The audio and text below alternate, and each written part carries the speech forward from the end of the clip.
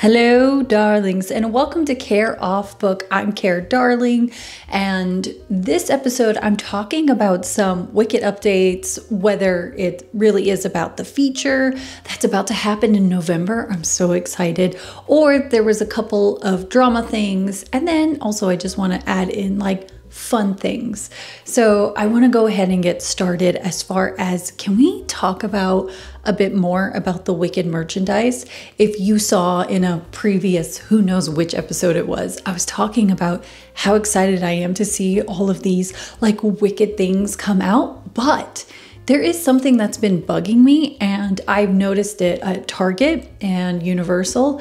The colors that they're using for Wicked is like neon pink and neon green, and then they put it on white shirts. And I'm like, not for it. When I think of Wicked, I think of a bit more moody as far as the colors. Listen, if you don't know what Box Lunch is, I've always loved this store, and it's almost like Hot Topic with a purpose. Whatever you purchase, some of the percentage of the money goes to feeding America. In a way, you feel good about not only getting the things you love, whether it's Disney, I think they have Harry Potter and Sailor Moon and so much more as far as like different fandoms. And of course, they have Wicked. And so it's almost like you could purchase something that you're absolutely obsessed with, but then you kind of feel good about where your money is going. So I recommend the place, whether it's close to you, or go online and check it out. And it's got clothes, notebooks, bags, and like, kitchen things. This is just one of the shirts I purchased. And again, something I appreciate is I feel like this is the right color scheme.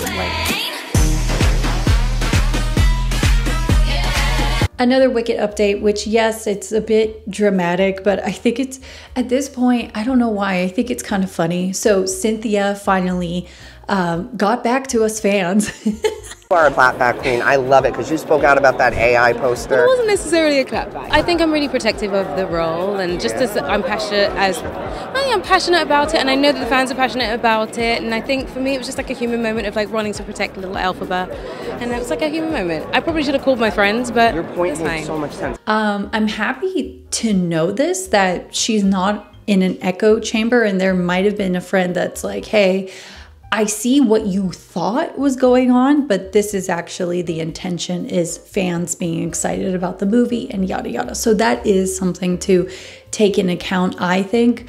But listen, there was an Instagram post that I was like, oh my gosh, this guy is absolutely correct, that Cynthia has the time. You have to notice, Cynthia Erivo has time. If you say something about her or do anything in relation to her image, she's going to address you. I know this from personal experience. During the entirety of the pandemic, Cynthia Erivo stayed with her nails done, and I, in passing, asked, who was doing Cynthia Erivo's nails? I tagged her, thinking she was never going to respond, but she personally responded. She came in my DM. She said, me, I do them myself. I'll do them again this weekend and time-lapse it. There was a time Cynthia Erivo used to stay on Twitter and always was in something. Was this time somebody did a fake fan casting of a live-action version of Disney's Hercules, and they cast her as one of the muses, and Cynthia Erivo responded and said, I don't do the ensemble roles. There was this time Cynthia Erivo was looking for restaurants in Chicago, and she asked people, and somebody gave a suggestion for a ramen restaurant. She said, that doesn't fit my diet. They were like, well, what's your diet? She says, well, I don't do refined carbs. And they were like, Cynthia, you can get the whole grain. She said, it's still too much sodium. Cynthia Erivo has time. I don't know about you, but I'm over the whole AI image thing. I just feel like it's not that serious. Just like her first reaction to it, it's like, this isn't serious. So I'm more than happy to move on from that. Now, if you've been following me for a while, you know I'm super excited about Wicked Part 1. The cast looks amazing, but there's one thing that makes me pause, and that's Jon M directing the film. I love what he did with Crazy Rich Asians, but it was In the Heights that made me nervous. To be fair, I never actually sat down to watch the movie. The trailer felt way overproduced, and I'm not a fan of movie musicals that end up looking more like a music video. But I know I need to give it a shot to see if my initial thoughts hold up, and I promise to share a review once I do. Over on the WSJ Style YouTube channel, I caught an interview that I found pretty fascinating, so I'm dropping the link in the description box.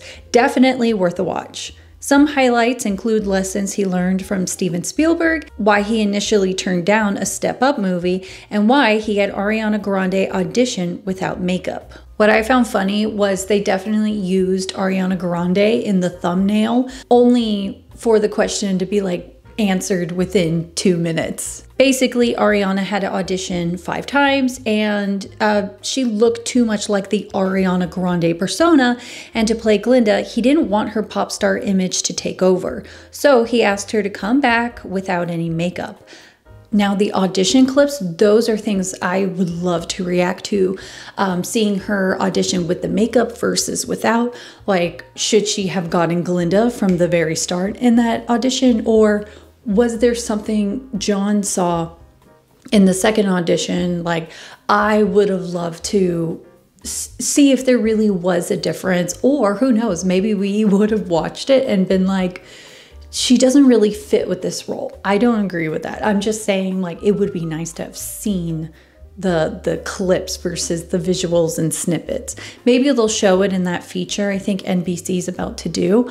I'm not going to watch it because I really do want to go watch the movie, and then maybe when I come back, I'll watch the featurette kind of behind the scenes. Oh, and the last sort of update, this one is just for fun. So on Instagram, Kristin Chenoweth saw part 1, and this was her reaction. Oh my gosh, I just saw the movie, and I'm dying. I'm deceased. I'm actually dead. I'm not here. People are not going to be well when they see this film. It is so good. It is so special. The story is so wonderful, and Cynthia and Ariana are amazing. The whole cast is amazing. Jon Chu nailed it. I was so moved, emotional, happy, filled with joy. Please, everybody, go see Wicked. You'll be blessed. I love when she goes, I'm dead, I'm not here.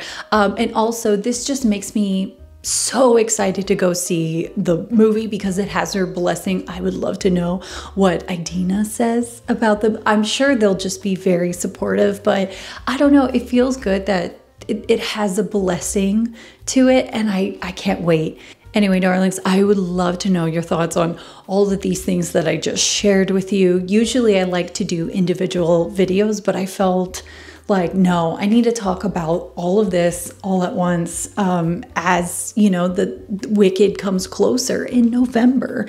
And there will be a video just to kind of like, I don't know, hopefully you are excited about, but I'm creating a video on why I'm so excited that Jeff Goldblum is the wizard. So if you like talking about musicals, Disney, and other performances, don't forget to like and subscribe, and I'll see you for future Wicked videos. And yeah, anyways, take care, darling.